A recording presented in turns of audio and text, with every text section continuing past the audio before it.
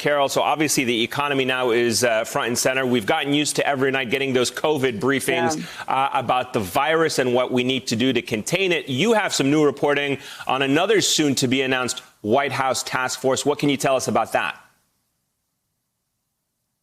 Well, Eamon, what NBC has confirmed, as the Washington Post first reported, is that the White House is expected to announce in coming days a second task force. This would be separate from the president's main coronavirus task force, and it would be very narrowly focused on getting the economy up and running. And these numbers that are coming out today are exactly why the president feels like he needs to do something like this. What we know is that members of the task force are going to be a mix of administration officials as well as members of the private sector.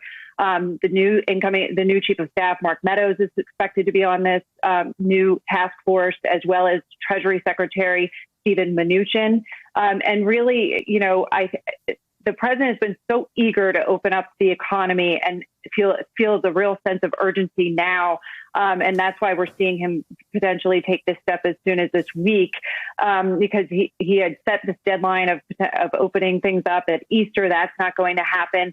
And now he's looking to get this going as quickly as he possibly can. We heard him say yesterday in his daily press briefing that he would like businesses to open up with, quote, a big bang. And so this task force is going to be charged with figuring out how exactly to do that and coming up with different ideas on how the country can begin to open up so that so many Americans who are experiencing economic pain because of this pandemic can get some real needed relief.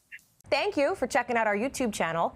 Why don't you subscribe? It's really easy. Just click on that button down there. And for more news from MSNBC, click on any of these videos here for the latest interviews and highlights. You can get more videos from MSNBC with our newsletters. Head over to msnbc.com/newsletters to sign up.